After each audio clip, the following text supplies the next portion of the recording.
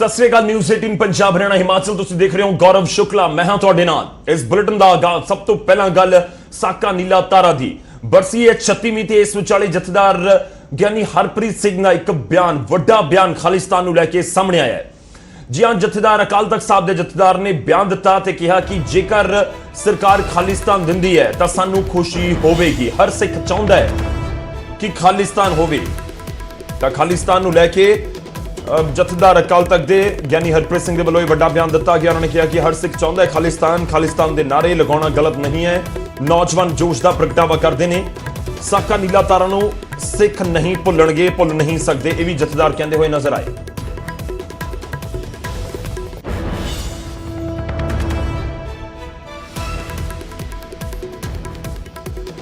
ते इस समय फोन लाइन ते मेरे सहयोगी साडे नाल जुड़ रहे हैं अमृतसर तो राजीव शर्मा। उन्हां दा रुख करदे हां। राजीव, जानना चाहांगे की कुछ कहा गया। मैं राजीव तुहाडे कोल आऊंगा, पहला सुनवाने कि जथेदार साहब ने की कुछ बयान दिता है खालिस्तान नूं लैके।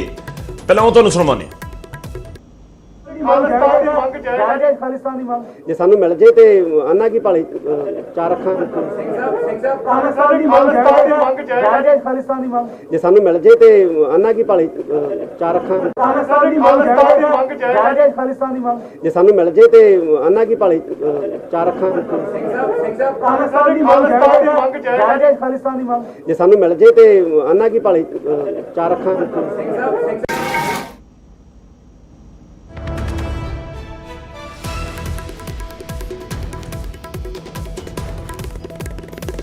तो वड्डी खबर है इस समय दी खालिस्तान नूं लैके चर्चा कई बार हुंदी है, पर बयान जिहड़ा इस बार आया बहुत वड्डा है। अकाल तख्त साहब के जथेदार कह रहे हैं कि जे सरकार खालिस्तान देवे तां खुशी होवेगी। हर सिख खालिस्तान चाहुंदा है।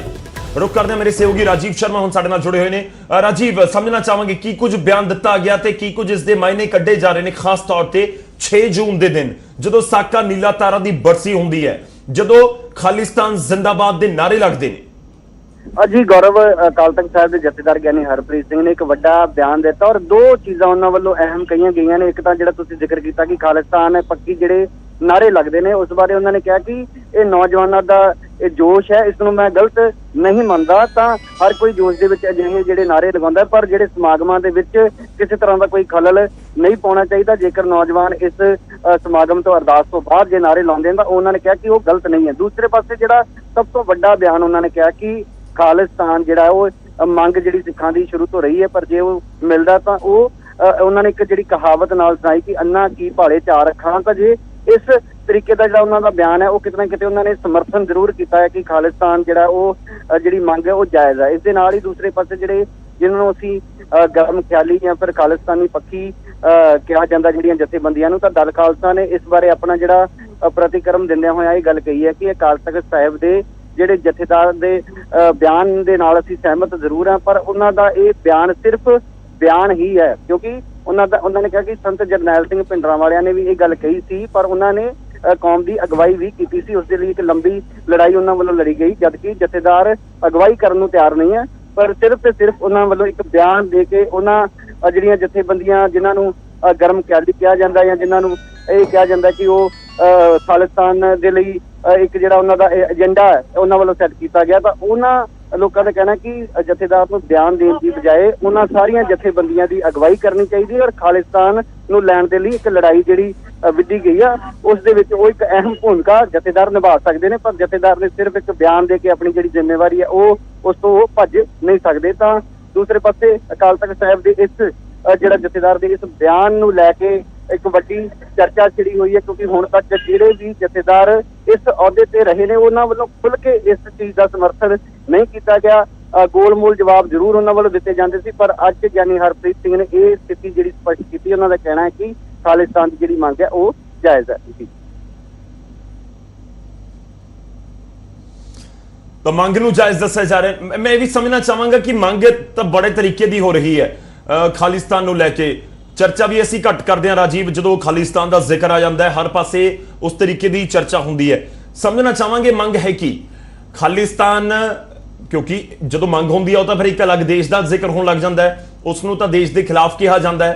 तो बहुत सारिया चीज़ां हैगियां ने जिहड़ियां लाजमी तौर पर, क्योंकि 2020 साल भी चल रहा है, ये रेफरेंडम का बड़ा जिक्र हो रहा सी, ते इस विचाले बयान दे ਜਿਹੜੀਆਂ ਇਹ ਜਥੇਬੰਦੀਆਂ ਨੇ ਜੋ ਕਿ ਖਾਲਿਸਤਾਨ ਦੀਆਂ ਹਮੇਸ਼ਾ ਤੋਂ ਸਮਰਥਨ ਕਰਦੀਆਂ ਰਹੀਆਂ ਨੇ, ਉਹਨਾਂ ਦਾ ਕਹਿਣਾ ਹੈ ਕਿ ਜਿਹੜੀ ਸਿੱਖ ਕੌਮ ਹੈ ਉਹ ਇੱਕ ਆਪਣੇ ਆਪ ਨੂੰ ਵੱਖਰੀ ਕੌਮ ਸਮਝਦੇ ਨੇ। ਉਹਨਾਂ ਦਾ ਕਹਿਣਾ ਹੈ ਕਿ ਇਹ ਜਿਹੜਾ ਮੁਲਕ ਹੈ ਇਸ ਦੇ ਵਿੱਚ ਅਸੀਂ ਰਹਿੰਦੇ ਜ਼ਰੂਰ ਹੈ, ਪਰ ਰਾਜੀਵ ਮੇਰੇ ਨਾਲ ਬਣੇ ਰਹੋ, ਮੈਂ ਤੁਹਾਡੇ ਕੋਲ ਵਾਪਸ ਆਵਾਂਗਾ। ਸਾਡੇ ਨਾਲ ਇਸ ਸਮੇਂ ਸ਼੍ਰੋਮਣੀ ਅਕਾਲੀ ਦਲ ਅੰਮ੍ਰਿਤਸਰ ਦੇ ਪ੍ਰਧਾਨ ਸਿਮਰਨਜੀਤ ਸਿੰਘ ਮਾਨ ਜੀ ਜੁੜ ਚੁੱਕੇ ਨੇ। ਮਾਨ ਸਾਹਿਬ ਬਹੁਤ ਬਹੁਤ ਸਵਾਗਤ ਹੈ। ਜਥੇਦਾਰ ਸਾਹਿਬ ਦਾ ਬਿਆਨ ਕਿ ਖਾਲਿਸਤਾਨ ਹਰ ਸਿੱਖ ਚਾਹੁੰਦਾ ਹੈ, ਉਹ ਕਹਿ ਰਹੇ ਨੇ ਕਿ ਸਰਕਾਰ ਖਾਲਿਸਤਾਨ ਦੇਵੇ, ਕਿਵੇਂ ਤੁਸੀਂ ਇਸ ਬਿਆਨ ਨੂੰ ਦੇਖ ਰਹੇ ਹੋ? ਅਸੀਂ ਪਿਛਲੇ 36 ਸਾਲਾਂ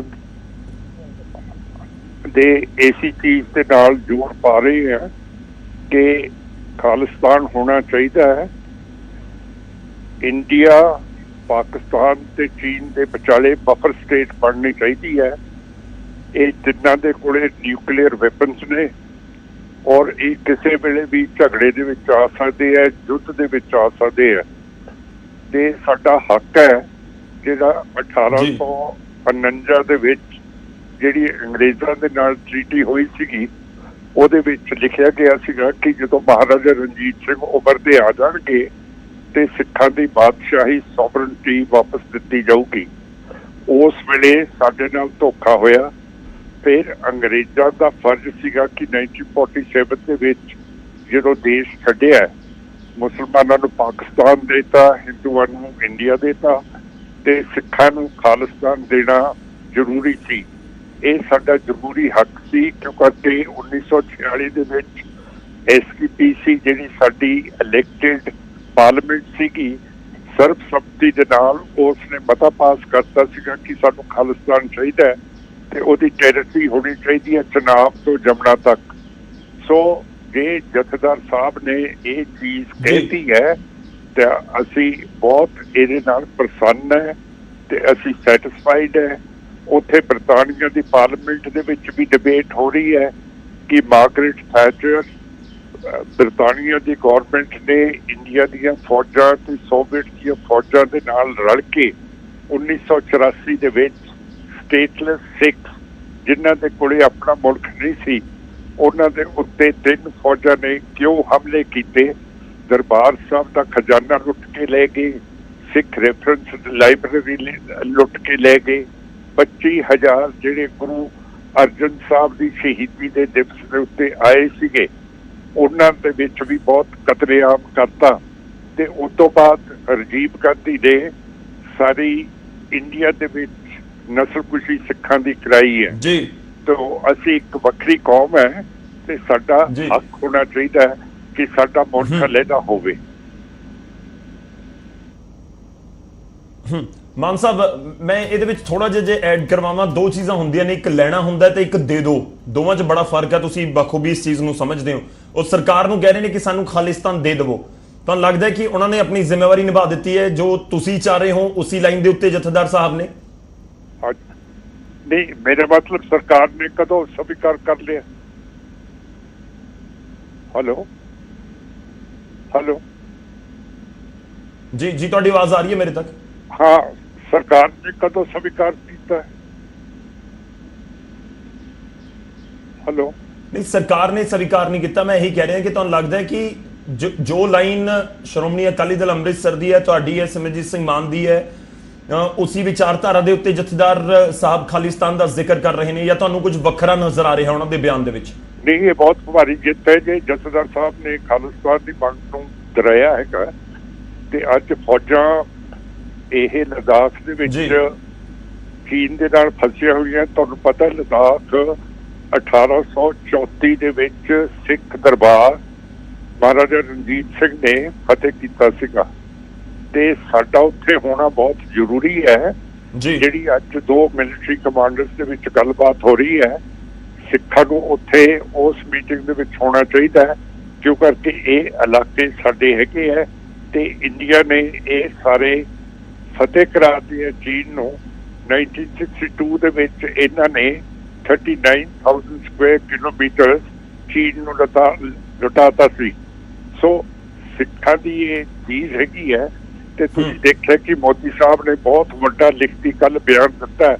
ਉਹਨਾਂ ਨੇ ਬਾਲਾਕੋਟ ਹਮਲੇ ਦੀ ਪਾਕਿਸਤਾਨ ਦੀ ਤਾਂ ਗੱਲ ਕੀਤੀ ਹੈ, ਪਰ ਜਿਹੜੀਆਂ ਫੌਜਾਂ ਇਹਨਾਂ ਦੇ ਸਿਰ ਦੇ ਉੱਤੇ ਅੰਦਰ ਆ ਕੇ ਬੈਠੀਆਂ ਉਹਦੀ ਗੱਲ ਨਹੀਂ ਕੀਤੀ। ਇਹ ਸਿਰਫ ਸਿੱਖ ਤੇ ਸਿੱਖ ਆਪਣੇ ਇਲਾਕੇ ਸਾਂਭ ਸਕਦੀ ਹੈ, ਇਹ ਹਿੰਦੁੱਤਵਾ ਨਹੀਂ ਕਰ ਸਕਦੀ ਹੈਗੀ।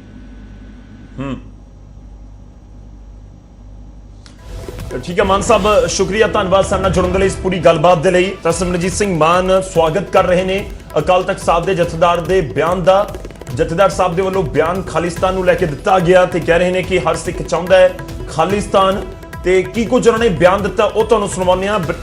ਬਿਆਨ ਸੁਣਾਉਣ ਤੋਂ ਬਾਅਦ ਸਾਡੇ ਨਾਲ ਹਰਜੀਤ ਗਰੇਵਾਲ ਜੀ ਜੁੜੇ ਹੋਏ ਨੇ, ਉਹਨਾਂ ਨਾਲ ਵੀ ਗੱਲਬਾਤ ਕਰਾਂਗੇ। ਕੀ ਕੁਝ ਜਥੇਦਾਰ ਸਾਹਿਬ ਨੇ ਕਿਹਾ, ਪਹਿਲਾਂ ਤੁਹਾਨੂੰ ਉਹ ਬਿਆਨ ਸੁਣਾਵਾਂਗੇ। ਜੇ ਸਾਨੂੰ ਮਿਲ ਜੇ ਤੇ ਆਨਾ ਕੀ ਭਾਲੀ ਚਾਰ ਅੱਖਾਂ ਜਿਹੜੀ ਖਾਲਿਸਤਾਨ ਦੀ ਮੰਗ ਹੈ ਕਿ ਜਾਇਜ਼ ਕਿੰਨੀ ਦੇਰ ਤੱਕ ਪੂਰੀ ਹੋਣੀ? ਮੈਂ ਕਹਿ ਦਿੱਤਾ ਹੈਗਾ ਕਿ ਜੇ ਭਾਰਤ ਸਰਕਾਰ ਦਿੰਦੀ ਹੈ ਸਾਨੂੰ ਤੇ ਅਸੀਂ ਲਵਾਂਗੇ। ਤੁਸੀਂ ਡਿਮਾਂਡ ਕਰਦੇ ਹੋ ਵੈਸੇ ਆਪ? ਜੇ ਸਾਨੂੰ ਦੇਊਗੀ ਤੇ ਅਸੀਂ ਲਵਾਂਗੇ। ਨਹੀਂ, ਤੁਸੀਂ ਡਿਮਾਂਡ ਕਰਦੇ ਹੋ? ਦੁਨੀਆ ਭਰ ਦੇ ਵਿੱਚ ਕਿਹੜਾ ਸਿੱਖ ਹੈ ਜਿਹੜਾ ਨਹੀਂ ਇੱਛਾ ਰੱਖਦਾ? ਤੇ ਇਸ ਸਮੇਂ ਸਾਡੇ ਨਾਲ ਜੁੜ ਰਹੇ ਨੇ ਬੀਜੇਪੀ ਦੇ ਸੀਨੀਅਰ ਆਗੂ ਹਰਜੀਤ ਸਿੰਘ ਗਰੇਵਾਲ ਜੀ। ਗਰੇਵਾਲ ਸਾਹਿਬ, ਇਤਫਾਕ ਰੱਖਦੀ ਹੈ ਬੀਜੇਪੀ ਇਸ ਬਿਆਨ ਦੇ ਨਾਲ? ਤੁਹਾਡੀ ਭਾਈਵਾਲ ਪਾਰਟੀ ਵੀ ਹੈ, ਸ਼੍ਰੋਮਣੀ ਅਕਾਲੀ ਦਲ, ਉਹਨਾਂ ਦਾ ਵੀ ਇੱਕ ਵੱਖਰਾ ਸਟੈਂਡ ਹੋ ਸਕਦਾ ਹੈ, ਪਰ ਜਥੇਦਾਰ ਸਾਹਿਬ ਦੇ ਬਿਆਨ ਨੂੰ ਤੁਸੀਂ ਕਿਵੇਂ ਦੇਖ ਰਹੇ ਹੋ? ਇਸ ਤਰ੍ਹਾਂ ਜਥੇਦਾਰ ਸਾਹਿਬ ਬੜੀ ਸਤਿਕਾਰਯੋਗ ਜਗ੍ਹਾ ਤੇ ਨੇ। ਸ਼੍ਰੀ ਅਕਾਲ ਤਖਤ ਸਾਹਿਬ ਦੇ ਜਥੇਦਾਰ ਸਾਹਿਬਾਨ ਦਾ ਕੋਈ ਵੀ ਉਸ ਸੀਟ ਤੇ ਬੈਠਦਾ ਤੇ ਸਾਰੇ ਸਿੱਖ ਉਹਦਾ ਜਿਹੜੇ ਸਤਿਕਾਰ ਕਰਦੇ ਹੁੰਦੇ ਆ।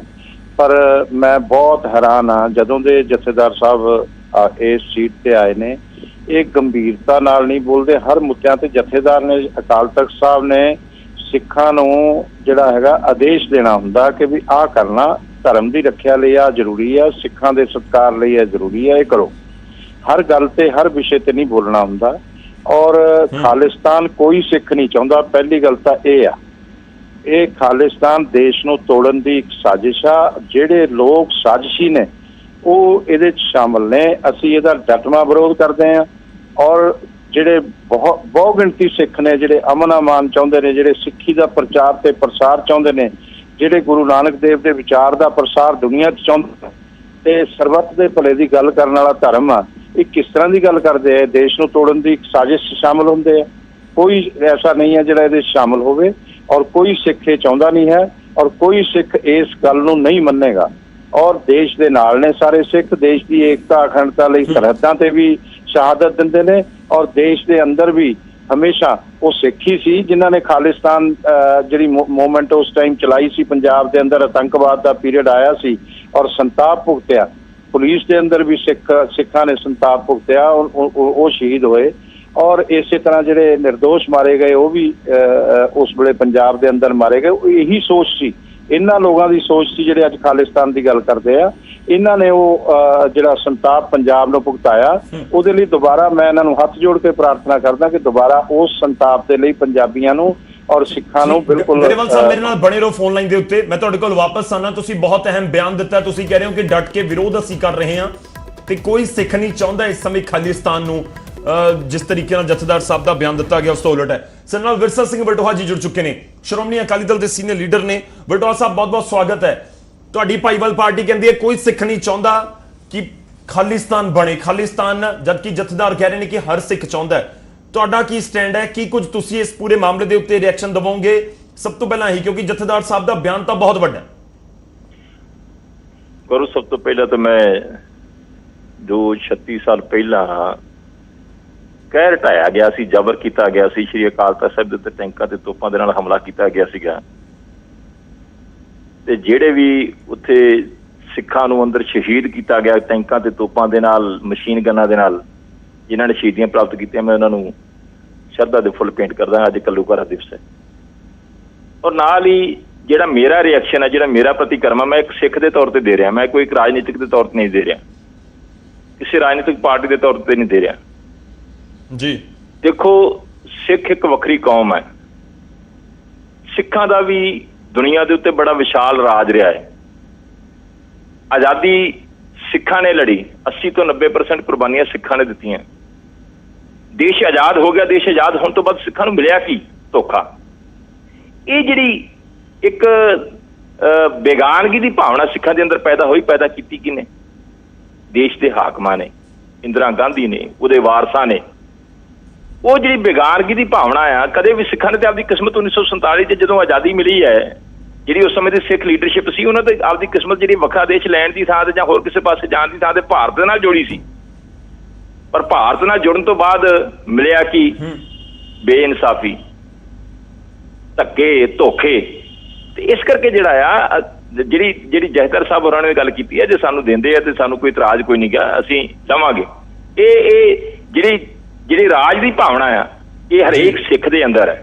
ਰਾਜ ਦੀ ਭਾਵਨਾ ਜਿਹੜੀ ਹੈ, ਉਸ ਰਾਜ ਦੀ ਭਾਵਨਾ ਜਿਹੜਾ ਹਲੀਮੀ ਰਾਜ ਹੈ, ਜਿਹੜਾ ਸਭੇ ਸਾਂਝੀ ਵਾਰਸ ਦਾ ਕੋਈ ਨਾ ਦਿਸੇ ਬਾਹਰਾ ਜੀਓ, ਜਿੱਥੇ ਹਰੇਕ ਧਰਮ ਨੂੰ ਪ੍ਰਫੁੱਲਤ ਹੋਣ ਦਾ ਪੂਰਾ ਅਧਿਕਾਰ ਹੋਵੇ, ਹਰੇਕ ਨੂੰ ਆਪਣੇ ਅਧਿਕਾਰਾਂ ਦੀ ਪ੍ਰਾਪਤੀ ਹੋਵੇ, ਉਸ ਰਾਜ ਦੀ ਗੱਲ ਜਿਹੜੀ ਹੈ ਸ਼੍ਰੀ ਅਕਾਲ ਤਖਤ ਸਾਹਿਬ ਦੇ ਜਥੇਦਾਰ ਸਾਹਿਬ ਨੇ ਕੀਤੀ। ਹਾਂ, ਇਹ ਗੱਲ ਵੱਖਰੀ ਹੈ ਬਲਟੋਰ ਸਾਹਿਬ ਤੁਹਾਡੀ ਭਾਈਵਾਲ ਪਾਰਟੀ ਨੂੰ ਇਹ ਵੰਡਣ ਦੇਸ਼ ਨੂੰ ਵੰਡਣ ਦੀ ਸਾਜ਼ਿਸ਼ ਨਜ਼ਰ ਆਉਂਦੀ ਹੈ ਕਿ ਜਦੋਂ ਖਾਲਿਸਤਾਨ ਦੀ ਗੱਲ ਤੁਰੀ ਜਾਂ ਖਾਲਿਸਤਾਨ ਨੂੰ ਲੈ ਕੇ ਜੋ ਬਿਆਨ ਦਿੱਤਾ ਗਿਆ, ਉਹ ਇਹ ਵੀ ਕਹਿ ਰਹੇ ਨੇ ਕਿ ਜਥੇਦਾਰ ਸਾਹਿਬ ਨੂੰ ਹਰ ਚੀਜ਼ ਤੇ ਬੋਲਣ ਦੀ ਜ਼ਰੂਰਤ ਨਹੀਂ ਹੁੰਦੀ, ਉਹ ਨਾ ਬੋਲਣ ਤਾਂ ਜ਼ਿਆਦਾ ਵਧੀਆ ਅਜਿਹੇ ਗੰਭੀਰ ਮੁੱਦਿਆਂ ਉੱਤੇ।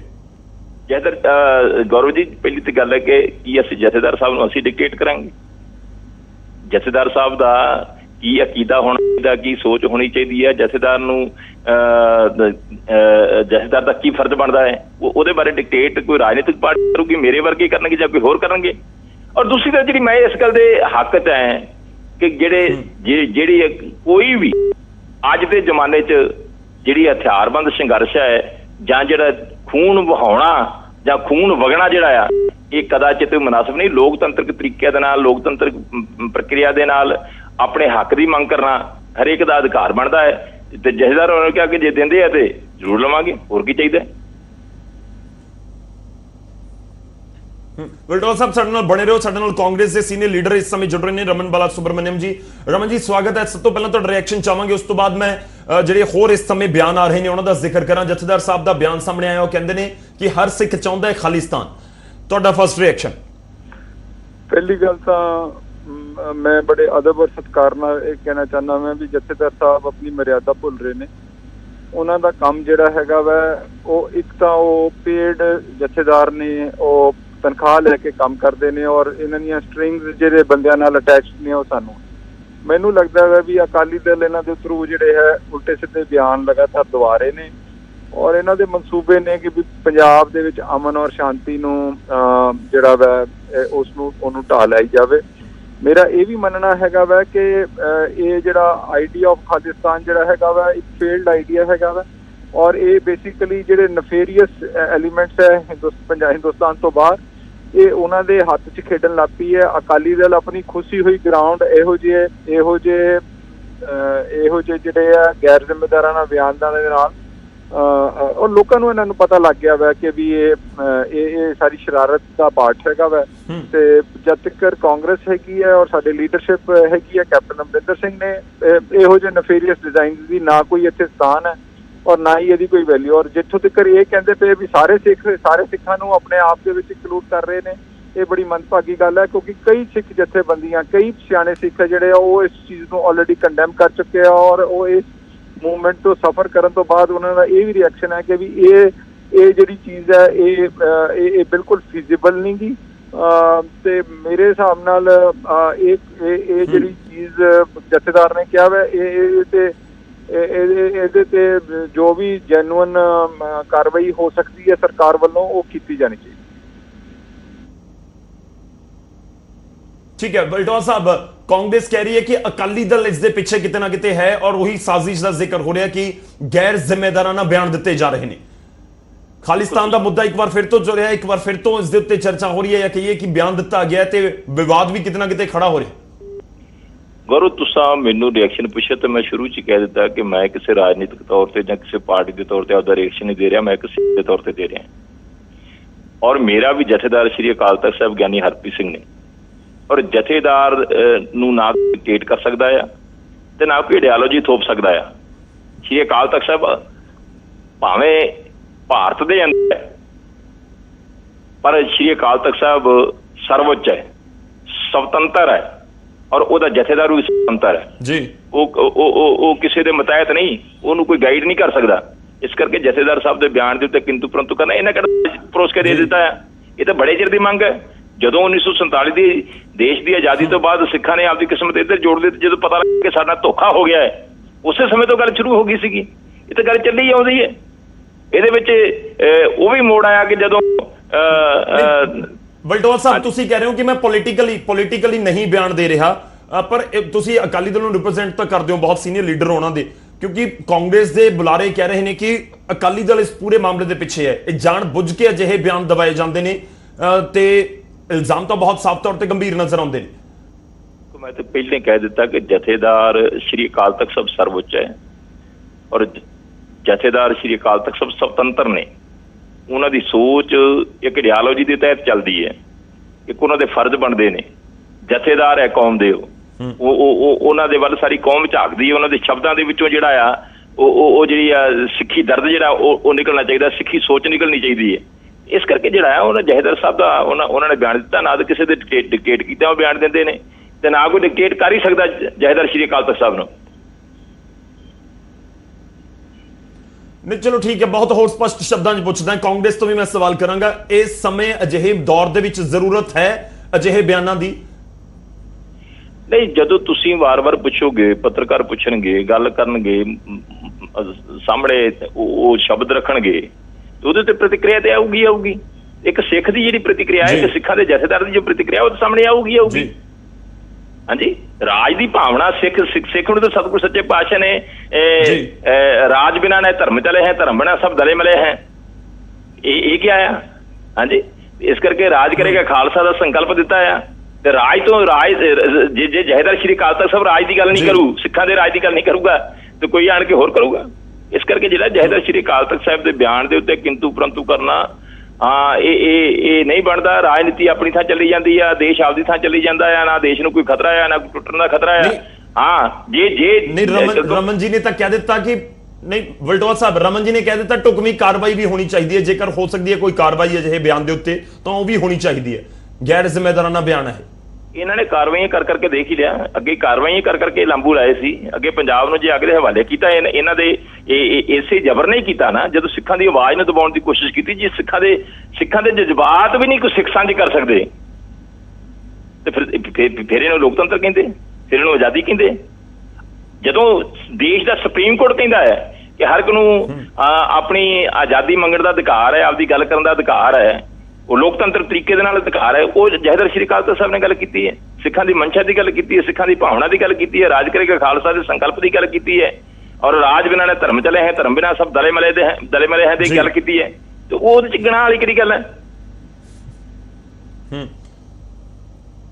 ਜੀ ਠੀਕ ਹੈ ਵਲਟੋਆ ਸਾਹਿਬ, ਮੇਰੇ ਨਾਲ ਇੱਕ ਬਣੇ ਰਹੋ ਤੁਸੀਂ। ਮੈਂ ਇੱਕ ਵਾਰੀ ਫਿਰ ਤੋਂ ਬਿਆਨ ਸੁਣਵਾਉਣਾ ਕਿ ਜਥੇਦਾਰ ਸਾਹਿਬ ਨੇ ਕਿਹਾ ਕੀ ਹੈ, ਉਹਨਾਂ ਦਾ ਬਿਆਨ ਕੀ ਸਾਹਮਣੇ ਆਇਆ ਹੈ। ਦਿਨ ਬਹੁਤ ਅਹਿਮ ਹੈ, ਦੇਖੋ 6 ਜੂਨ ਦਾ ਦਿਨ ਹੈ, 36ਵੀਂ ਬਰਸੀ ਹੈ ਸਾਕਾ ਨੀਲਾ ਤਾਰਾ ਦੀ ਤੇ ਇਸ ਮੌਕੇ ਉੱਤੇ ਖਾਲਿਸਤਾਨ ਜ਼ਿੰਦਾਬਾਦ ਦੇ ਨਾਰੇ ਵੀ ਲੱਗੇ ਨੇ ਤੇ ਇਸ ਵਿਚਾਲੇ ਜਥੇਦਾਰ ਸਾਹਿਬ ਦਾ ਬਿਆਨ ਵੀ ਸਾਹਮਣੇ ਆਇਆ। ਤੁਹਾਨੂੰ ਬਿਆਨ ਇੱਕ ਵਾਰ ਫਿਰ ਤੋਂ ਸੁਣਵਾਉਂਦੇ ਹਾਂ। ਜੇ ਸਾਨੂੰ ਮਿਲ ਜੇ ਤੇ ਆਨਾ ਕੀ ਭਾਲੀ ਚਾਰ ਅੱਖਾਂ। ਜਿਹੜੀ ਖਾਲਿਸਤਾਨ ਦੀ ਮੰਗ ਹੈ ਕਿ ਜਾਇਜ਼ ਕਿੰਨੀ ਦੇਰ ਤੱਕ ਪੂਰੀ ਹੋਣੀ? ਮੈਂ ਕਹਿ ਦਿੱਤਾ ਹੈਗਾ ਕਿ ਜੇ ਭਾਰਤ ਸਰਕਾਰ ਦਿੰਦੀ ਹੈ ਸਾਨੂੰ ਤੇ ਅਸੀਂ ਲਵਾਂਗੇ। ਤੁਸੀਂ ਡਿਮਾਂਡ ਕਰਦੇ ਹੋ ਵੈਸੇ ਆਪ? ਜੇ ਸਾਨੂੰ ਦੇਊਗੀ ਤੇ ਅਸੀਂ ਲਵਾਂਗੇ। ਨਹੀਂ, ਤੁਸੀਂ ਡਿਮਾਂਡ ਕਰਦੇ ਹੋ? ਦੁਨੀਆ ਭਰ ਦੇ ਵਿੱਚ ਕਿਹੜਾ ਸਿੱਖ ਹੈ ਜਿਹੜਾ ਨਹੀਂ ਇੱਛਾ ਰੱਖਦਾ?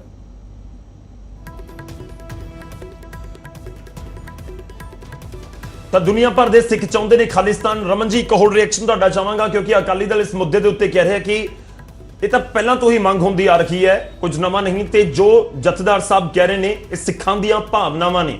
ਜੇ ਸਿੱਖੀ ਦੀ ਗੱਲ ਉਹ ਨਹੀਂ ਕਰਨਗੇ ਤਾਂ ਕੌਣ ਕਰੇਗਾ? ਮੇਰਾ ਇਹ ਮੰਨਣਾ ਹੈ ਕਿ ਇੱਕ ਤਾਂ ਜਿਹੜਾ ਤੁਸੀਂ ਵਲਟੋਆ ਸਾਹਿਬ ਤੋਂ ਰਿਐਕਸ਼ਨ ਦੇ ਰਹੇ ਹੋ, ਵਲਟੋਆ ਸਾਹਿਬ ਦਾ ਜਿਹੜਾ ਪਿਛੋਕੜ ਹੈਗਾ ਵਾ ਇਹ ਫੰਡਾਮੈਂਟਲਿਸਟ ਔਰ ਟੈਰਰਿਸਟ ਮੂਵਮੈਂਟ ਨਾਲ ਰਿਹਾ ਵਾ, ਤੇ ਡੈਫੀਨਿਟਲੀ ਇਹਨਾਂ ਦਾ ਜਿਹੜਾ ਲਾਈਨ ਆਫ ਥਿੰਕਿੰਗ ਹੈਗੀ ਹੈ ਇਹ ਮੋਡਰੇਟ ਨਹੀਂ ਹੋ ਸਕਦੀ, ਫੰਡਾਮੈਂਟਲਿਸਟ ਹੀ ਹੋਏਗੀ, ਸੈਪਰੇਟਿਸਟ ਹੀ ਹੋਏਗੀ। ਨੰਬਰ 1। ਨੰਬਰ 2, ਮੈਂ ਇਹ ਸਮਝਦਾ ਹਾਂ ਕਿ ਇਹ ਰਿਐਕਸ਼ਨ ਤੇ ਕਿਉਂਕਿ ਸਰਕਾਰ ਇਸ ਟਾਈਮ ਦਿੱਲੀ ਦੇ ਵਿੱਚ ਇਹਨਾਂ ਦੀ ਭਾਈਵਾਲ ਦੀ ਆ, ਬੀਜੇਪੀ ਉਹ ਰਿਐਕਸ਼ਨ ਲੈ ਲਓ, ਉਹ ਲੈ ਲੈਣ ਤੇ ਇਹਨਾਂ ਦੇ ਜਿਹੜੇ ਪਾਰਟੀ ਦੇ ਜਿਹੜੇ ਲੀਡਰ ਹੈਗੇ ਆ ਸੁਖਬੀਰ ਬਾਦਲ ਜਾਂ ਇਹਨਾਂ ਦੇ ਜਿਹੜੇ ਸੀਨੀਅਰ ਲੀਡਰ ਹੈ ਜਿਹੜੇ ਅਲਟੀਮੇਟਲੀ ਡਿਸੀਜਨ ਮੇਕਿੰਗ ਤੇ ਹੈਗੇ ਨੇ, ਸਪੋਕਸਪਰਸਨ ਨਹੀਂ, ਉਹਨਾਂ ਤੋਂ ਇੱਕ ਰਿਐਕਸ਼ਨ ਜ਼ਰੂਰ ਲੈ ਲਓ ਕਿ ਵੀ ਜਥੇਦਾਰ ਦੇ ਬਿਆਨ ਦੇ ਨਾਲ ਕੀ ਤੁਸੀਂ ਐਗਰੀ ਕਰਦੇ ਹੋ। ਫਿਰ ਤੁਸੀਂ ਬੀਜੇਪੀ ਤੋਂ ਵੀ ਇਹ ਗੱਲ ਪੁੱਛ ਲਵੋਗੇ ਵੀ ਉਹ ਤਾਂ ਕਹਿੰਦੇ ਜੇ ਦਿੰਦੇ ਦਾ ਮਤਲਬ ਕਿ ਤੁਹਾਡੀ ਕੋਈ ਅੰਡਰਸਟੈਂਡਿੰਗ ਹੋ ਗਈ ਹੈ ਕਿ ਵੀ ਅਸੀਂ ਪੰਜਾਬ ਨੂੰ ਅਨੈਕਸ ਕਰਕੇ ਇਹਨਾਂ ਨੂੰ ਇੱਕ ਸਟੇਟ ਬਣਾਉਣ ਦੀ ਕੋਸ਼ਿਸ਼ ਕਰ ਰਹੇ ਹਾਂ। ਮੇਰੇ ਹਿਸਾਬ ਨਾਲ ਬੜੀ ਗੰਦੀ ਔਰ ਖਤਰਨਾਕ ਰਾਜਨੀਤੀ ਹੋ ਰਹੀ ਹੈ ਔਰ ਇਸ ਰਾਜਨੀਤੀ ਦਾ ਅਸੀਂ ਡਟਵਾਂ ਵਿਰੋਧ ਜਿਹੜਾ ਵਾ ਕਾਂਗਰਸ ਪਾਰਟੀ ਕਰੇਗੀ। ਔਰ ਜਿਸ ਤਰੀਕੇ ਨਾਲ ਵੀ ਪੰਜਾਬ ਹਿੰਦੁਸਤਾਨ ਦੀ ਔਰ ਪੰਜਾਬ ਦੀ ਜਿਹੜੀ ਹੈ ਅਮਨ ਕਾਨੂੰਨ ਦੀ ਜਿਹੜੀ ਹਾਲਾਤ ਹੈਗੇ ਨੇ ਬਰਕਰਾਰ ਰੱਖੇ ਜਾਣਗੇ, ਹਿੰਦੁਸਤਾਨ ਦੀ ਅਖੰਡਤਾ ਨੂੰ ਬਰਕਰਾਰ ਰੱਖਿਆ ਜਾਵੇਗਾ।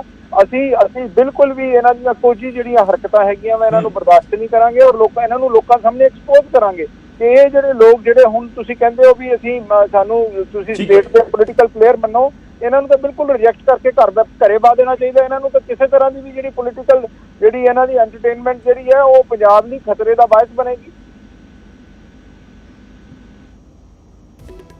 ਨਹੀਂ ਤੁਹਾਨੂੰ ਲੱਗਦਾ ਹੈ ਹੁਣ ਕਾਰਵਾਈ ਹੋਣੀ ਚਾਹੀਦੀ ਹੈ? ਦੋਵੇਂ ਚੀਜ਼ਾਂ ਮੈਂ ਸਮਝਣੀਆਂ ਚਾਹ ਰਿਹਾ ਕਿਉਂਕਿ ਸਰਕਾਰ ਹੈ ਇਸ ਸਮੇਂ ਕਾਂਗਰਸ ਦੀ ਪੰਜਾਬ ਦੇ ਵਿੱਚ ਖਾਲਿਸਤਾਨ ਦਾ ਮੁੱਦਾ ਇੱਕ ਵਾਰ ਮੁੜ ਤੋਂ ਸੁਰਖੀਆਂ ਦੇ ਵਿੱਚ ਹੈ, ਤੇ ਦੂਜਾ ਤੁਹਾਨੂੰ ਲੱਗਦਾ ਹੈ ਕਿ ਮੌਜੂਦਾ ਦੌਰ ਦੇ ਵਿੱਚ ਜ਼ਰੂਰਤ ਸੀ ਇਸ ਬਿਆਨ ਦੀ?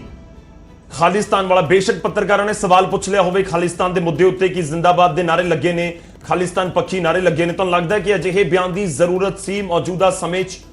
ਮੈਂ ਲੀਗਲ ਇਹਦੇ ਵਿੱਚ ਪੋਜੀਸ਼ਨ ਇਹ ਹੈਗੀ ਹੈ ਕਿ ਕੋਰਟਸ ਨੇ ਡਿਫਾਈਨ ਕਰਤਾ ਹੋਇਆ ਹੈ ਵੀ ਖਾਲਿਸਤਾਨ ਦੀ ਮੰਗ ਇਨ ਇਟਸੈਲਫ ਜਿਹੜੀ ਹੈ ਕੋਈ ਸੈਡੀਸ਼ਨ ਨਹੀਂ ਹੈ, ਪਰ ਇਹ ਪਹਿਲੇ ਆਪਾਂ ਨੂੰ ਲੀਗਲ ਜਿਹੜਾ ਫਰੇਮਵਰਕ ਤੋਂ ਬਿਯੋਂਡ ਜਾ ਕੇ ਦੇਖਣਾ ਪੈਣਾ ਹੈ ਵੀ ਹਰ ਵਾਰੀ ਇਹੋ ਜਿਹੀਆਂ ਬਿਆਨ ਇਹਨਾਂ ਦੇ ਹਰ ਹਰਕਤ ਹਰ ਥੋੜੇ ਟਾਈਮ ਬਾਅਦ ਜਿਹੜੇ ਆ ਰਹੇ ਨੇ, ਇਹ ਕਿੱਦਾਂ ਦੀ ਸ਼ਰਾਰਤ ਹੋ ਰਹੀ ਹੈ, ਕੀ ਉਧੇੜਬੁਣ ਹੋ ਰਹੀ ਹੈ, ਕਿਉਂ ਉਹਨਾਂ ਨੇ ਕਿਹਾ ਹੋਇਆ ਕਿ ਵੀ ਜੇ ਸੈਂਟਰ ਸਰਕਾਰ ਦੇ ਸੈਂਟਰ ਸਰਕਾਰ ਕਿੱਦਾਂ ਅਕਾਲੀ ਦਲ ਦੇ ਜਿਹੜੇ ਭਾਈਵਾਲ ਨੇ ਔਰ ਸਾਰਿਆਂ ਨੂੰ ਪਤਾ ਵਾ ਵੀ ਗਿਆਨੀ ਜੀ ਜਿਹੜੇ ਹੈਗੇ ਨੇ ਉਹ ਅਕਾਲੀ ਦਲ ਦੀ ਕਠਪੁਤਲੀ ਨੇ, ਕਿਉਂ ਇਹੋ ਜਿਹੇ ਬਿਆਨ ਆ ਰਹੇ ਨੇ, ਕਿਉਂ ਇਹੋ ਜਿਹੇ ਕੁਐਸਚਨ ਪਲਾਂਟ ਕੀਤੇ ਜਾ ਰਹੇ ਨੇ? ਇਹ ਬੜੀ ਵੱਡੀਆਂ ਕਨਸਪੀਰੇਸੀਜ਼ ਹੈ ਜਿਹੜੀਆਂ ਅਲਟੀਮੇਟਲੀ ਬੜਾ ਘਾਤਕ ਹੁੰਦੀਆਂ ਵਾ। ਪੰਜਾਬ ਦੇ ਵਿੱਚ ਬੜੀ ਮੁਸ਼ਕਲ ਦੇ ਨਾਲ ਜਿਹੜੀ ਹੈ ਅਮਨ ਸ਼ਾਂਤੀ ਜਿਹੜੀ ਹੈ ਕਾਇਮ ਹੋਈ ਹੈ ਔਰ ਇਸ ਟਾਈਮ ਸਾਡਾ ਜਿਹੜਾ ਮੇਜਰ ਕ੍ਰਾਈਸਿਸ ਕਰੋਨਾ ਦਾ ਔਰ ਇਕਨੋਮੀ ਦਾ ਐਡਾ ਗ੍ਰੇਵ ਹੈਗਾ ਵਾ ਕਿ ਜਿਹਦੇ ਲਈ ਆਪਾਂ ਪੋਲਿਟਿਕਸ ਦਾ ਤਾਂ ਕੋਈ ਸਾਡੇ ਕੋਲ ਐਸਾ ਸਕੋਪ ਹੀ ਨਹੀਂ। ਇਸ ਟਾਈਮ ਤਾਂ 1 ਪੁਆਇੰਟ ਏਜੰਡਾ ਹੈਗਾ ਵਾ ਵੀ ਕਿਵੇਂ ਪੰਜਾਬ ਨੂੰ ਅਸੀਂ ਸਸਟੇਨ ਕਰਨਾ ਵਾ। ਇਹ ਮਤਲਬ ਇਸ ਤਰ੍ਹਾਂ ਦੇ ਹਾਲਾਤ ਦੇ ਵਿੱਚ ਜੇ ਗਿਆਨੀ ਜੀ ਨੇ ਗੱਲ ਕਹੀ ਹੈ ਬੜੀ ਮੰਦਭਾਗੀ ਗੱਲ ਹੈ, ਅਸੀਂ ਬੜੀ ਬੁਰੀ ਤਰ੍ਹਾਂ ਇਹਨੂੰ ਕੰਡੈਮ ਕਰਦੇ ਹਾਂ ਔਰ ਜੇ ਇਹ ਓਪਨ ਟੂ ਸਾਡੀਆਂ ਲਾਅ ਐਂਡ ਏਜੰਸੀ ਦਾ ਕਿ ਵੀ can it lead to violence ਔਰ ਜਾਂ ਹੋਰ ਕੋਈ ਚੀਜ਼ ਕਰਾਵੇ ਤੇ ਫਿਰ ਮੇਰੇ ਹਿਸਾਬ ਨਾਲ ਕਾਰਵਾਈ ਵੀ ਹੋਣੀ ਚਾਹੀਦੀ।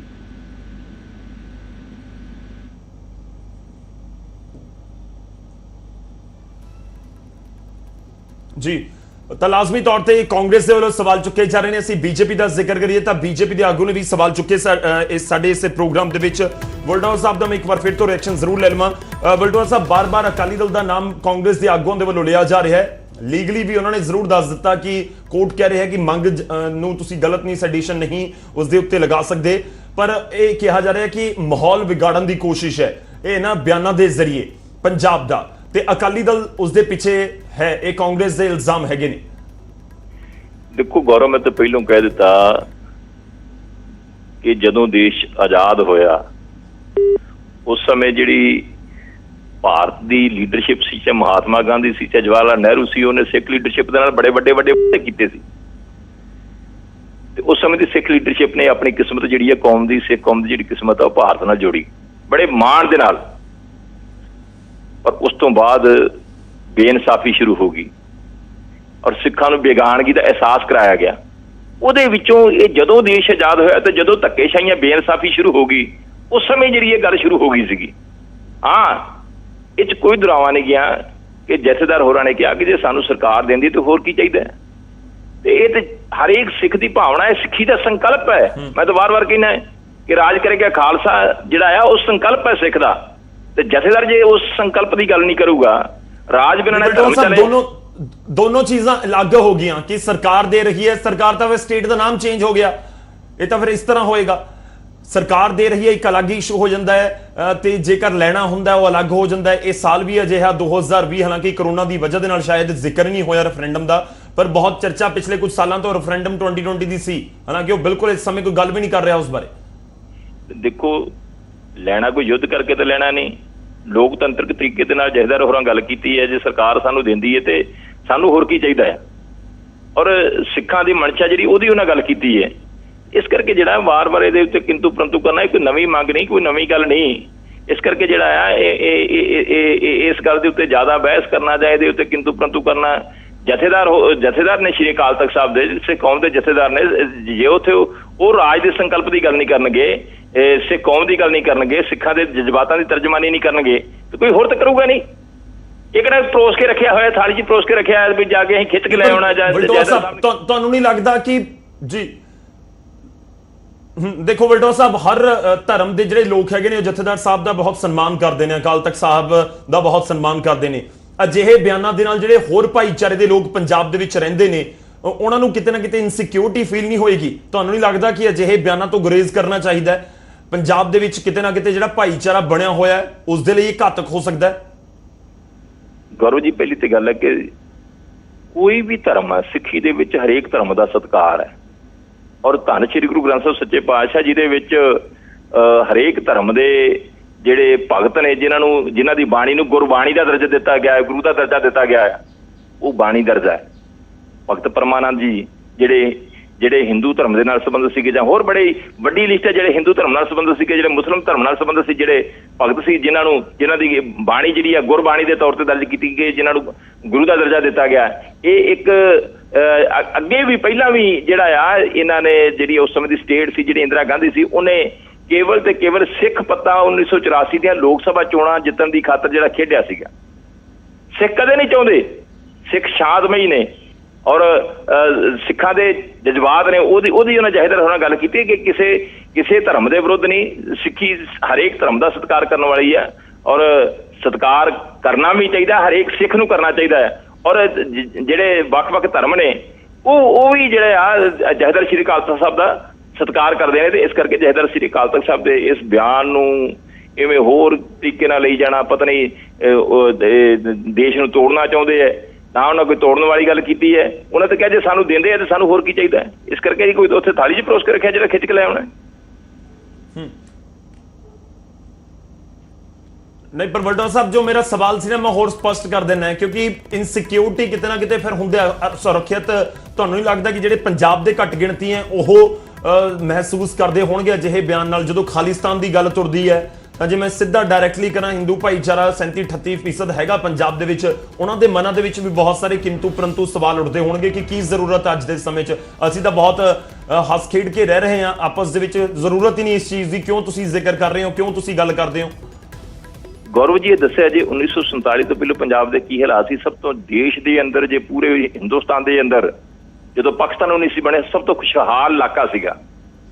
ਤੇ ਦੇਸ਼ ਦੀ ਆਜ਼ਾਦੀ ਤੋਂ ਬਾਅਦ ਜਿਹੜੇ ਵਿਤਕਰੇ ਹੋਏ, ਜਿਹੜੇ ਧੱਕੇ ਹੋਏ, ਜਿਹੜੀ ਬੇਇਨਸਾਫੀ ਹੋਈ, ਜੇ ਅੱਜ ਜਿੰਨੇ ਵੀ ਇੱਥੇ ਭਾਈਚਾਰੇ ਨੇ, ਚਾਹੇ ਸਿੱਖ ਭਾਈਚਾਰਾ, ਚਾਹੇ ਹਿੰਦੂ ਭਾਈਚਾਰਾ, ਚਾਹੇ ਮੁਸਲਿਮ ਭਾਈਚਾਰਾ, ਚਾਹੇ ਕ੍ਰਿਸਚਨ ਭਾਈਚਾਰਾ ਆ, ਜੇ ਅੱਜ ਇਹ ਸਾਡਾ ਸੂਬਾ ਪਛੜ ਰਿਹਾ ਆ ਤੇ ਕਿਹਦੇ ਕਰਕੇ ਪਛੜ ਰਿਹਾ?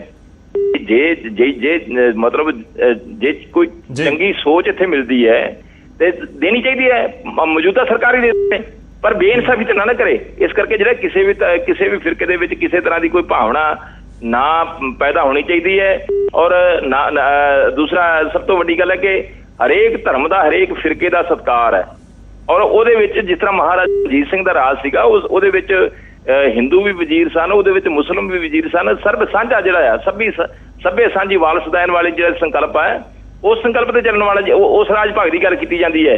ਕੋਈ ਸਿੱਖਾਂ ਦੇ ਰਾਜ ਦੀ ਗੱਲ ਨਹੀਂ ਕੀਤੀ ਜਾਂਦੀ ਕਿ ਕੇਵਲ ਤੇ ਕੇਵਲ ਉਹਦੇ ਵਿੱਚ ਸਿੱਖ ਕੌਮ ਦੀ ਗੱਲ ਹੋਏਗੀ। ਜੀ ਚਲੋ ਵਲਟੋਆ ਸਾਹਿਬ, ਉਮੀਦ ਹੈ ਕਿ ਇਸ ਬਿਆਨ ਦੇ ਮਤਲਬ ਜਿਹੜੇ ਉਹ ਦੱਸ ਰਹੇ ਨੇ ਉਹੀ ਕੱਢੇ ਜਾਣ ਤੇ ਸੁਰੱਖਿਆ ਦੀ ਕੋਈ ਭਾਵਨਾ ਕਿਸੇ ਦੇ ਵਿੱਚ ਨਾ ਹੋਵੇ। ਸ਼ੁਕਰੀਆ, ਧੰਨਵਾਦ ਸਾਡੇ ਨਾਲ ਜੁੜਨ ਦੇ ਲਈ। ਰਮਨ ਜੀ, ਇੱਕ ਆਖਰੀ ਛੋਟਾ ਜਿਹਾ ਕਮੈਂਟ ਤੁਹਾਡੇ ਤੋਂ ਚਾਹਾਂਗਾ। ਜੋ ਮੈਂ ਜ਼ਿਕਰ ਕਰ ਰਿਹਾ ਸੀ, ਤੁਹਾਨੂੰ ਲੱਗਦਾ ਇਸ ਬਿਆਨ ਦੇ ਨਾਲ ਜਿਹੜੀ ਘੱਟ ਗਿਣਤੀਆਂ ਨੇ ਪੰਜਾਬ ਦੇ ਵਿੱਚ, ਉਹਨਾਂ ਦੇ ਵਿੱਚ ਕੋਈ ਸੁਰੱਖਿਆ ਦੀ ਭਾਵਨਾ ਪੈਦਾ ਹੋ ਸਕਦੀ ਹੈ, ਪੈਦਾ ਹੋਈ ਹੋਵੇਗੀ ਅਜਿਹੇ ਬਿਆਨ ਨਾਲ? ਮੈਨੂੰ ਇੱਕੋ ਗੱਲ ਲੱਗਦੀ ਹੈ ਕਿ ਵੀ ਜਥੇਦਾਰ ਸਾਹਿਬ ਨੂੰ ਹਿੰਦੁਸਤਾਨ ਦੀ ਜਿਹੜੀ ਫਾਰਮੇਸ਼ਨ ਦੀ ਹਿਸਟਰੀ ਜਿਹੜੀ ਹੈਗੀ ਹੈ ਉਹਦੀ ਸਮਝ ਨਹੀਂ ਹੈਗੀ ਹੈ। 1947 ਤੋਂ ਬਾਅਦ ਅੱਜ ਤੱਕ ਜਿੰਨੀਆਂ ਵੀ ਸਟੇਟਸ ਸਾਡੇ ਨਾਲ ਅਮੈਲਗੇਟ ਹੋਈਆਂ ਵਾ, ਇਕੱਠੀਆਂ ਹੋਈਆਂ ਵਾ, ਇੰਡੀਆ ਇਜ਼ ਵਨ। ਕਿਸੇ ਇੱਕ ਜਿਹੜਾ ਇੰਚ ਵੀ ਜਿਹੜਾ ਵਾ ਉਹਦੇ ਸੈਪਰੇਟਿਸਟ ਡਿਮਾਂਡ ਨੂੰ ਜਾਂ ਉਹਨੂੰ ਅਲੱਗ ਨਹੀਂ ਕੀਤਾ ਗਿਆ। ਹਿੰਦੁਸਤਾਨ ਦਾ ਜਿਹੜਾ ਵਾ ਅਟੁੱਟ ਅੰਗ ਹੈਗਾ ਵਾ ਪੰਜਾਬ, ਔਰ ਪੰਜਾਬ ਹਮੇਸ਼ਾ ਰਹੇਗਾ। ਇਹੋ ਜਿਹੇ ਜਿਹੜੇ ਭੜਕਾਊ ਬਿਆਨ ਹੈ ਇਹ ਸਿਰਫ ਔਰ ਸਿਰਫ ਅਕਾਲੀ ਦਲ ਦੇ ਜਿਹੜੀਆਂ ਕਠਪੁਤਲੀਆਂ ਵਾ, ਅਕਾਲੀ ਦਲ ਦੇ ਜਿਹੜੀਆਂ ਕੋਝੀਆਂ ਹਰਕਤਾਂ ਵਾ ਉਹੀ ਐਕਸਪੋਜ਼ ਹੋ ਰਹੀਆਂ ਵਾ ਵੀ ਅਕਾਲੀ ਦਲ ਆਪਣੇ ਕਿੰਨੀ ਫਰਸਟ੍ਰੇਸ਼ਨ ਦੇ ਵਿੱਚ ਕੁਛ ਵੀ ਕਿਸੇ ਲਿਮਿਟ ਤੇ ਵੀ ਜਾ ਕੇ ਰਿਲੀਜਨ ਨੂੰ, ਉਹਨਾਂ ਦੀਆਂ ਇੰਸਟੀਟਿਊਸ਼ਨਸ ਨੂੰ, ਉਹਨਾਂ ਦੇ ਬੰਦਿਆਂ ਨੂੰ ਕਿਵੇਂ ਐਕਸਪਲੋਇਟ ਕਰਕੇ ਉਹਨਾਂ ਨੂੰ ਮਰਿਆਦਾ ਭੁਲਾ ਸਕਦਾ ਵਾ। ਇਸ ਤੋਂ ਜ਼ਿਆਦਾ ਜਿਹੜਾ ਵਾ ਮੇਰਾ ਕਹਿਣਾ ਕੁਝ ਨਹੀਂ ਹੈ ਕਿ ਵੀ ਇਸ ਤੇ ਅਕਾਲੀ ਦਲ ਨੂੰ ਅੱਗੇ ਧਿਆਨ ਦੇਣਾ ਚਾਹੀਦਾ ਹੈ ਕਿ ਕੀ ਉਹ ਜਥੇਦਾਰ ਦੇ ਸਾਹਿਬ ਦੇ ਬਿਆਨ ਦੇ ਨਾਲ ਸਹਿਮਤ ਨੇ ਕਿ ਨਹੀਂ। ਤੁਸੀਂ ਅਕਾਲੀ ਦਲ ਨੂੰ ਜ਼ਿਆਦਾ ਟਾਰਗੇਟ ਕਰ ਰਹੇ ਹੋ, ਤੁਹਾਨੂੰ ਲੱਗਦਾ ਹੈ ਕਾਂਗਰਸ ਦਾ ਇਹ ਬਿਆਨ ਸਾਹਮਣੇ ਆ ਰਿਹਾ ਕਿ ਜਿਹੜਾ ਅਕਾਲੀ ਦਲ ਕਿਤੇ ਨਾ ਕਿਤੇ ਇਸ ਬਿਆਨ ਦੇ ਪਿੱਛੇ ਜ਼ਰੂਰ ਹੈਗਾ, ਇੱਕ ਕੋਸ਼ਿਸ਼ ਹੈ, ਇੱਕ ਸਾਜ਼ਿਸ਼ ਹੈ ਦੇਸ਼ ਨੂੰ ਤੋੜਨ ਦੀ। ਸ਼ੁਕਰੀਆ ਰਮਨ ਜੀ, ਬਹੁਤ ਬਹੁਤ ਧੰਨਵਾਦ ਸਾਡੇ ਨਾਲ ਜੁੜਨ ਦੇ ਲਈ। ਸਾਡੇ ਨਾਲ ਹਰਜੀਤ ਗਰੇਵਾਲ ਵੀ ਜੁੜੇ ਹੋਏ ਸਨ ਬੀਜੇਪੀ ਦੇ, ਉਹਨਾਂ ਦਾ ਵੀ ਬਹੁਤ ਬਹੁਤ ਧੰਨਵਾਦ ਜੁੜਨ ਦੇ ਲਈ। ਅੱਗੇ ਵਧਦੇ ਹਾਂ, ਇਸ ਸਮੇਂ ਇੱਕ ਹੋਰ ਵੱਡੀ ਖਬਰ ਹੈ, ਕਰੋਨਾ ਦੀ ਵੈਕਸੀਨ ਦਵਾਈ ਨੂੰ ਲੈ ਕੇ ਵੱਡੀ ਖਬਰ ਹਿਸਾਰ ਤੋਂ ਹੈ। ਜੀ ਹਾਂ, ਉਸ ਦਾ ਅਸੀਂ ਜ਼ਿਕਰ ਕਰਾਂਗੇ। ਕਰੋਨਾ ਤੇ ਹਿਸਾਰ ਤੋਂ ਇੱਕ ਵੱਡੀ ਖਬਰ ਹੈ। NRCE ਦੇ ਵਿਗਿਆਨੀਆਂ ਦਾ ਦਾਅਵਾ ਹੈ ਕਿ ਕਰੋਨਾ ਦੀ ਦਵਾਈ ਬਣਾਉਣ ਦੇ ਉਹ ਬਹੁਤ ਨੇੜੇ ਪਹੁੰਚ ਚੁੱਕੇ ਨੇ। ਮੁਰਗੀਆਂ ਦੀ ਭਰੂਣ ਦੇ ਉੱਤੇ ਦਵਾਈ ਦਾ ਤਜਰਬਾ ਹੋ ਚੁੱਕਿਆ ਹੈ, ਦਵਾਈ ਦਾ ਪ੍ਰੀਖਣ ਕੀਤਾ ਜਾ ਰਿਹਾ ਹੈ ਤੇ ਜਲਦ ਉਮੀਦ ਕੀਤੀ ਜਾ ਰਹੀ ਹੈ ਕਿ ਕਾਮਯਾਬੀ ਮਿਲੇਗੀ ਤੇ ਹਿੰਦੁਸਤਾਨ ਦੇ ਜ਼ਰੀਏ ਹਿਸਾਰ ਤੋਂ ਨਿਕਲੇਗੀ ਦਵਾਈ ਜੋ ਪੂਰੀ ਦੁਨੀਆ ਨੂੰ ਇਸ ਕਰੋਨਾ ਕਾਲ ਤੋਂ ਬਚਾਏਗੀ। ਇਹ ਦਾਅਵਾ ਕੀਤਾ ਜਾ ਰਿਹਾ ਹੈ NRCE ਦੇ ਵਿਗਿਆਨੀਆਂ ਦੇ ਵੱਲੋਂ।